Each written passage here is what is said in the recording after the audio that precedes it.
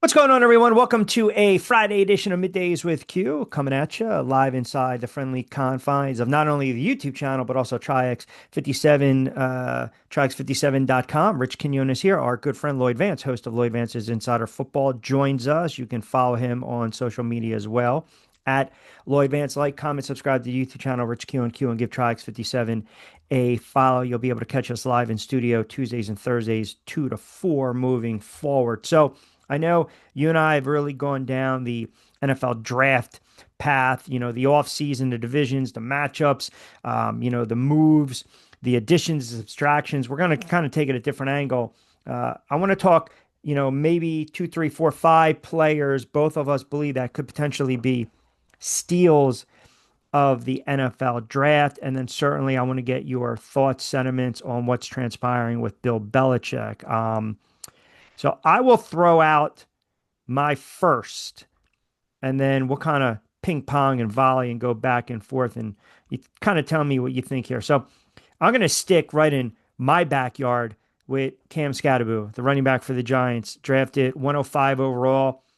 I think Lloyd, he's a very good back. He's almost in that Mike Allstott kind of mold. Very good pass catcher. We saw that when he was with Arizona State. If you look at the rankings, he ranks seventh among all college backs in yards per route run, fourth in yards after the catch, can break some tackles. Tyron Tracy had a very nice rookie campaign. But again, if you think about this, the 4 yards per clip, okay, hard runner, fine. But from an efficiency standpoint, he didn't really grade out very well for the Giants. And that's why I think Skattebo, believe it or not, I think he can emerge as the starting back. Singletary's a Dayball favorite. He's a guy that can pick up the blitz. Then you got Tracy, but I think this kid's going to come in. I think he's going to get his 15, 25 plus touches. I think he's going to be able to be a starter with the Giants. So he's my first kind of steal of the NFL draft. Yeah, that's a good one. I had him on my list, and the thing was, we talked about Dayball and Joe Shane going Yep. into this draft. They had to get immediate players of impact. So, Scatterbo is going to be a guy that's going to come in there, as you said, serve a variety of roles. He'll probably help out on special teams. He's a good pass catcher. And then, he's a better runner between the tackles than a lot of people give him credit for. So I think he will help out Tracy and Singletary to be used in a variety of ways.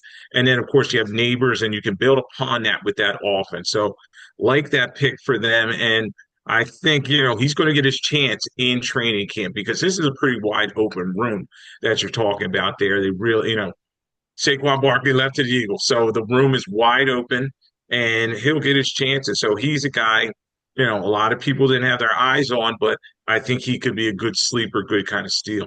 90%, 90% percentage of burst score at the NFL Combine. And you mentioned Saquon. So the Giant fan that still obsesses every friggin' second of the minute of the hour of the day on Saquon, you can kind of let that dog pretty much go away right now. That dog's not going to hunt anymore, right? I mean, you should get out over it last September. But yes, I think he'll be a fan favorite. So that's good. We both had him on our draft board. Now, I don't know if you had this next player, you might have had a different player. I definitely want to get your thoughts on your said player, but I'm also going to stick in our backyard up and down 95 with the Philadelphia Eagles and Mac McWilliams, the cornerback at number 145. And we know what Howie Roseman's been able to do. He's always that annual draft winner.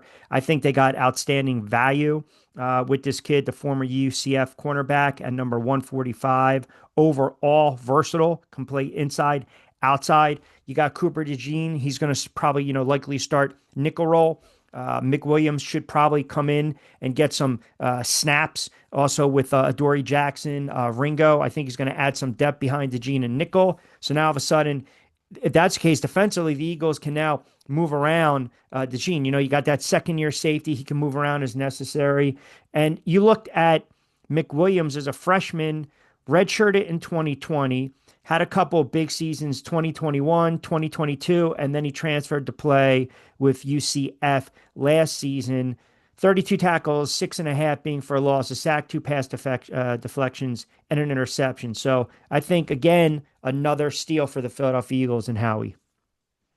Yeah, Howie Roseman's done a great job in terms of revamping this defense. And I think a lot of it has to do with Vic Fangio. They're trying to give him what he wants, the pieces. And McWilliams is another one of those corners that can come in there and help out immediately. The Eagles, Avante Maddox, they moved on from him, and they need that nickel corner. You talked about Ringo, but they're not sure can he step into that role. So, McWilliams are going to move him in there. I'm hearing DeJean, they like in the slot. So they're probably Yeah. going to leave him there because he's a good tackler.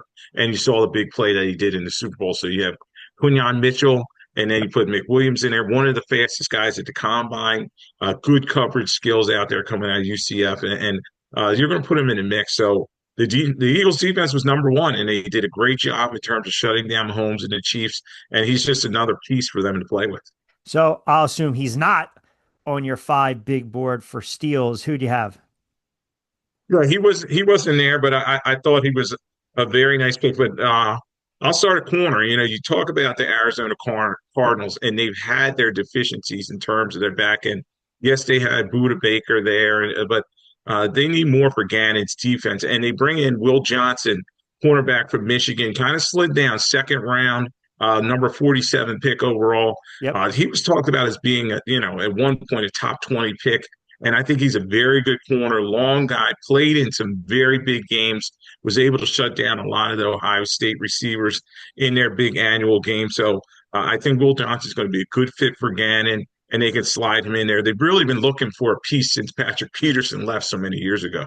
Yeah, listen, he's made some big plays in college. He goes to Arizona, 3 seasons in Michigan, including that 2023 national championship. A couple picks, couple passes defended in those seasons. And think about it, the final year, Michigan cut short due to that shoulder issues and turf toe. But I think, a lot of pundits like you have him as a steal. And you're right, they needed to fix the defensive and especially in the back. I mean, he's a high level competitive guy, good athlete, can take the ball away in size. That's a pretty good steal from your vantage point. All right, I'm going to actually sit with the defense as well, and I'm going to go with the Buffalo Bills because we know their mission, first and foremost, you got to improve the defense. And I thought they did that with Landon Jackson out of Arkansas.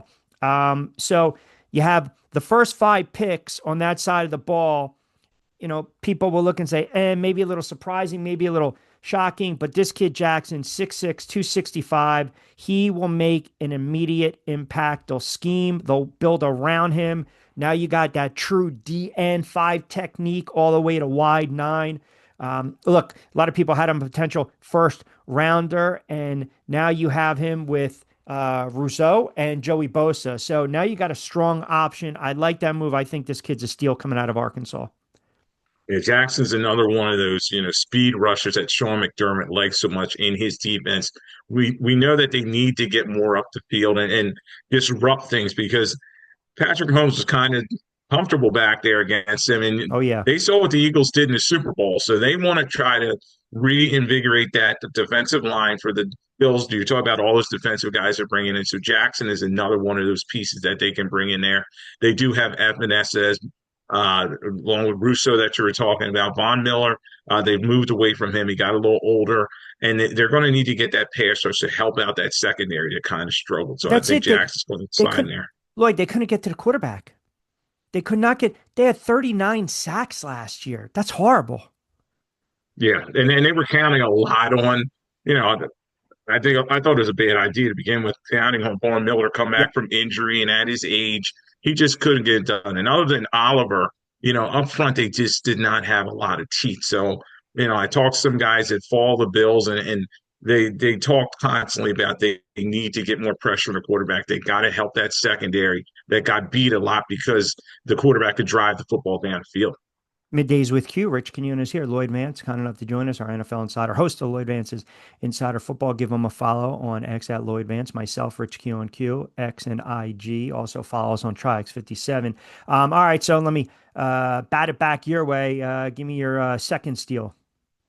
This one's going to be fun too because me, I was a quarterback guy, writing about him, et cetera. And this guy's a conversion candidate, so it's Tommy Millott. He comes to the Raiders, 6th round, pick 213. He's coming from Montana State. He was the Walter Payton Award winner. lower school, Heisman, explosive player. He was a quarterback, but they're going to try to him out at receiver. I think he's going Mm. to be a good slot guy that can move it around formations and former quarterbacks, much like Julian Edelman, they know to find the holes in defense. So I think Malott is going to be a good player coming there for the Raiders. Geno Smith, hopefully, will hook up with him. They're trying to change the culture of that organization and that offense.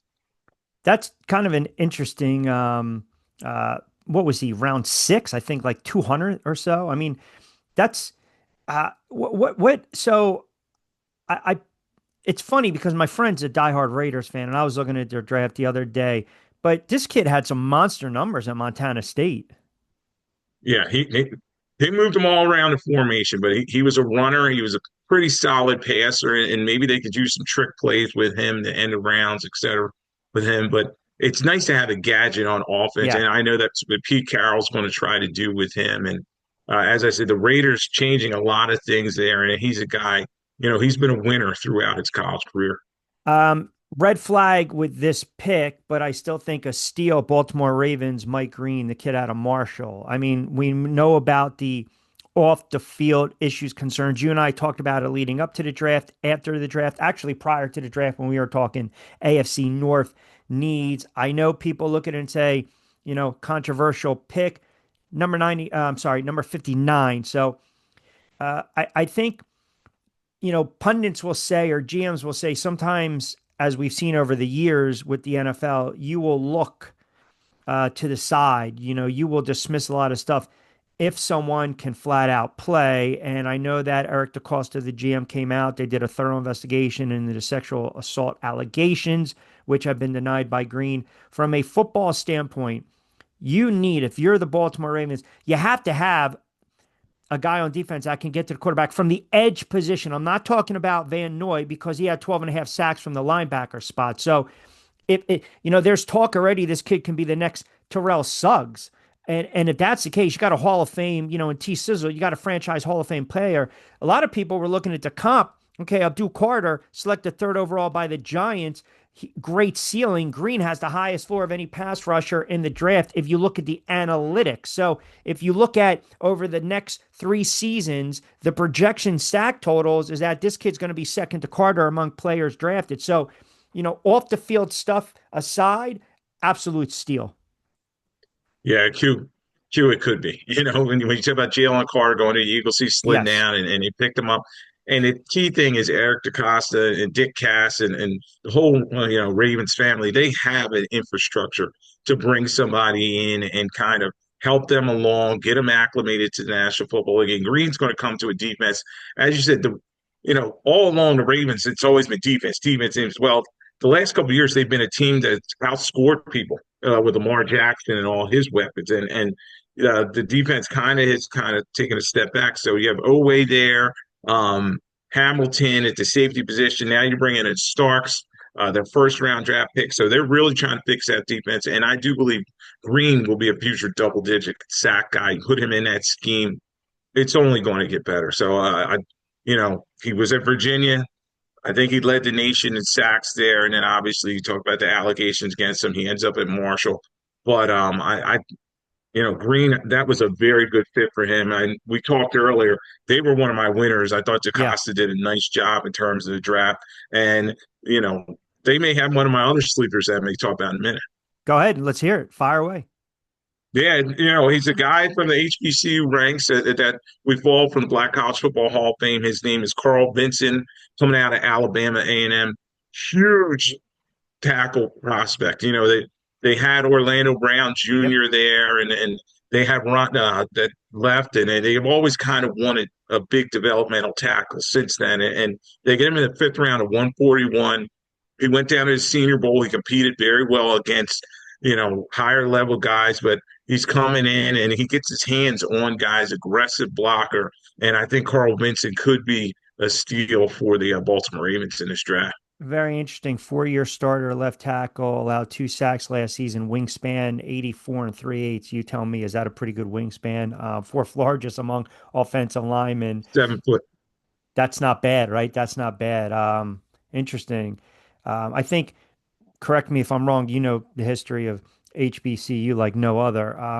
first player from Alabama A&M to get drafted since 2010 or 2011, I think maybe. Believe it's Tavares Jackson may have been the last one Okay. from Alabama A&M. And the thing is, I talked to some guys that were down with at the Heritage Bowl with Yeah. him.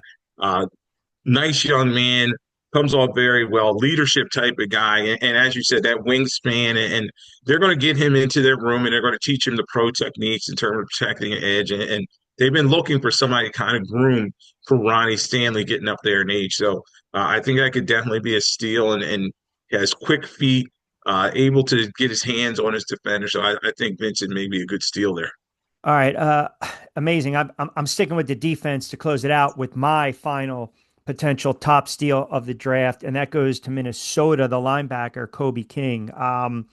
Listen, I obviously watched a lot of Penn State because I was enamored with Carter and some of their weapons. So obviously, this kid coming out of Penn State being a Nittany Lion product at number 97, sixth round, perhaps a discovery gem. You got Brian Flores in the middle of that Vikings defense, right? A lot of people thought he would go sooner rather than later. But listen, I know, he dropped. That's okay. It happens. But again, I think this is kind of a shrewd move, right? Because now you want that physical style play. You know these linebackers from Penn State, they're going to give you that physical style to play, run and chase kind of guy, aggressive downhill, will get to the ball carrier, hard hitter. It just he had a breakout season. I mean, you're talking about a true game changer, 97 tackles, notable tackles for loss, sacks. I mean, he just played the run well, played in pass coverage when needed, had a great season. And I think this kid, I think he's got the potential to be an all pro. He's going to fit really nicely in the Brian Flores defense. Last season, Van Ginkel really jumped off board for them in terms of double-digit sacks. He got after the passer very well for him, and they're trying to rebuild that group there. Harrison Smith, their safety, is getting a little older, but Flores is doing a nice job, and he was doing such a nice job. He may even get a job as a head coach. We'll see about that, but I think he signed his linebacker in there. Has a lot of big game experience. So don't forget Penn State won two playoff games this season, and Franklin built his defense around his linebackers with their speed. So I think he's a good guy coming there, maybe help out on special teams right away. But um, they're excited about him in Minnesota. I was talking to some guys up there, and I think that defense is coming along, and hopefully it'll help O'Connell in that offense. All right, give me your last steal or two that you have as we close out this segment. The Titans were interesting, Q, because they drafted receiver Alec at a manner. Hopefully, I'm saying that right. Fifth round Yep. at 136. Now, this kid, the interesting thing is he's from Stanford, had a huge game against Travis Dunner, who's now going to be the number one cover corner for the Jaguars. He's a physical receiver, good at the point of the catch. He had 13 receptions for 295, a school record, and three TDs against Colorado this season, including one where he went on Travis Hunter's head and went over top of him for a catch in the end zone. So excited about him. Good route runner, has good hands. And the Titans, they need some playmakers Yep. there. Obviously, they're bringing in Cam Ward. So um, good receiver to bring in there to bring in the mix. Nice. All right. Did you have any other players that stood out, or you got your guys right there? Uh, One other one, the Jets. I thought this was interesting too because they bring in the son of Jason Taylor, Mason Taylor at tight end. Yeah. The Interesting. LSU Yep. second round pick, Yep. number 42. They, they have not had a lot of production from the tight end position Nope. over the last Nope. couple of years, and you're going to bring him in here, add him to the mix of the receivers that are already in place with Garrett Wilson and the rest of those guys. I think Taylor, if he has a good camp, he can maybe slide in there in a 12 formation, which is two tight ends, and help him in that, and possibly, maybe he'd be a starter. All right. I want to close out with some hoodie with some Belichick talk because look, we everyone knows. I mean, I mentioned it yesterday on Middays, talking a little bit about the relationship. 73-year-old, 23, 24-year-old. Look, it's the elephant in the room, man. Like, you're well past your midlife crisis. And, everyone wants to speculate how they met this, that, the other thing. But I got a lot of feedback yesterday from one of my cuts, one of my Q cuts, because I was basically saying, you've got a young lady in a relationship that's controlling a man that has never been controlled. That's always controlled the narrative, right? That's the perception, the optics of Bill Belichick. We're on the Kansas City, we're on the Cincinnati. That's who he is, stoic, in charge, doesn't mess around, and she wants to have her hand in the said cookie jar, no pun intended, with everything, including what's going on in UNC. You already got a mess there because you're bringing Lombardi. And listen, I mean, come on, man. Lombardi, thinks he's been right since day one, thinks he friggin' invented the game of football, did Mike Lombardi. So you've got that going on. You've got Belichick at 73. I believe he still wants to get back into the NFL and break Don Shula's record. I think it's the worst kept secret. But I also believe when you've got someone trying to control the narrative and have input and say, and that's one of the reasons the hard knock stuff kind of like vanquished, it's a bad look. And I'm wondering, if you are UNC, would you even consider at this moment, with all the smoke and mirrors, the outside noise, the disturbance, the nonsense, the drama, the page six, the tabloids, the TMZ, would you just sit there and say, you know what, Bill? You gave us a little buzz, a little juice for a couple months. It's not worth it. It's not worth it. And you just cut ties with Belichick. Q, I don't know if that's going to happen. I know it's a basketball school and they're trying to I build know. up this football program and get everybody excited about it. And it's going to be, I want to see how this plays out, but you may be right. This may be no disaster waiting to happen. Belichick's 73. Does he really still have the fire in his tank to build a program, recruit the kids, et cetera? And then you added this, Jordan Hudson, she's 24 years old. And the thing is, okay, what he does outside the field, that should be his own business. But he hired her to be part of the football program. And then in his interview with CBS, he got a little upset, get off of my lawn type old man Yeah. behavior in terms of But talking by the about his way, girlfriend hired and is the defended operative her. word. Hired is the operative word that you're using. Hired. And I'll just leave it at that. What? Maybe it's part of the package. It's incredible, kid. When you talk about the dynamics and the look of it, it does not look good. And they thought they were getting somebody in the door. 8 Super Bowl wins as a head coach and assistant, and second all time in wins in the National Football League. They thought they were bringing some kind of legacy and panache to their program. And right now, he's looking like he could be a big distraction in terms of this. What's more likely to happen? Shador Sanders gets cut and doesn't even make the 53-man roster. Is it 53 now? Or how many would they add it up to? They bumped it. 53 and then Yeah. 12 man Sanders practice. gets cut and he's a practice squad player with the Browns, or Belichick coaches UNC for at least 2 years. What's more likely to happen? You Dude, know I'm going to Sanders say, is going to get cut. well, if he has a bad camp, he could get cut. Ah, come on, man. You're I'll say Belichick. I know he's there for at least 1 year, and it may be sure. like he goes there 1 year and he puts everything in place. His two sons are there. Steve Belichick is the defensive coordinator. Yeah. Brian Belichick's the DB's coach. So I've heard that he's trying to set his sons up, but this could be a money grab for Belichick. Maybe UNC paid him pretty handsomely, and I think he's going to stick around. The thing is about Sanders, the Browns. Dylan Gabriel's probably the guy that's out the door in terms of if it's a true quarterback competition. Do, Yeah, do you there think? you have Kenny. Yeah. Dylan Gabriel is that he's a future clipboard carrier. I think he could be a good future assistant coach, etc. I just don't think he's a frontline quarterback. His ceiling is a lot lower than Shador Sanders. And then you talk about Kenny Pickett.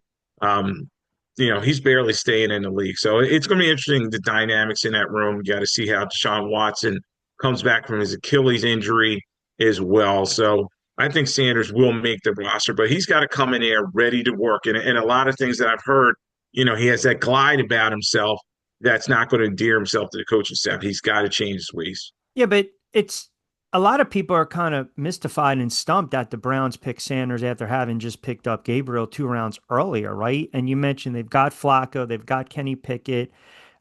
Forget about Watson. But point being, I guess you would make the case that or the case can be made that the Browns would keep Sanders around in some capacity because they stuck their neck out, right? To draft this kid after he had that free fall. So I, I I don't know, man, because if he struggles and the game's too fast, I mean, you'll know if he's getting reps, in training camp and we start to see preseason action and all of a sudden maybe they think that Flacco can be the bridge for at least one season and then it trails off in preseason, you start to see a little more Sanders. That's either going to tell you one or two things, right? He's he's vying for a job or they want to see more of him. A lot of times in preseason, if you're comfortable with the player, that third, fourth game back in the day, they sit. You don't have to worry about the reps. So, um, yeah, Yeah, it's gonna be it's interesting once they get yeah, their practice reps yeah. and how are they going to work that out? Stefanski has a lot cut out for him. The owner Haslam and Andrew Barry, the general manager, they didn't do the coaching staff any favors bringing in all these quarterbacks. And let's face it, Shador Sanders is already a distraction. Just the story coming with him, and if he's not going to buy into the system, it's just going to be a soap opera. It's going to be fun to watch Q as a reporter. Oh, of course. I mean, who doesn't love a nice train wreck, right? You just kind of slow down a little bit, we see the accidents pile up, and you're like, oh, what's going on over there? He is Lloyd Vance, kind enough to join us on this Friday edition of Middays with Q. Don't forget, we'll put up the audio on Spotify, Amazon Music, Buzzsprout, Podchaser, and podcast as well. Don't forget to also like, comment, subscribe to my YouTube channel, Rich Q on Q. Another Friday in the books. We will do it again next week. I think maybe, because we want to be fair and balanced, as they like to say, maybe we'll do potential bust next week. We'll have a little fun in that regard. Why not? Right? Why not? If we're always talking about the diamonds in the roughs, the gems, the steals, there's always got to be your Josh Rosens, your Jamarcus Russells. You got to add those guys into the mix for a little fodder, do you not? You definitely do. And of course, we'll talk about Marcus Smith as I'm from Philadelphia, what a reach he was in the first Yeah, round, the Eagles many years ago. And yeah, there's a lot of potential guys because let's not face it, we always talk about it's a 50-50 proposition with these correct. kids coming out in the draft. They may look great in the combine, et cetera, but you know, got to see how they do it at this level. Yeah, no doubt. All right, my friend, always appreciate you jumping on board. Have a wonderful sports weekend. We'll talk again next week. Appreciate you jumping on board this edition of Middays with Q. All right, Q, thanks for having me on.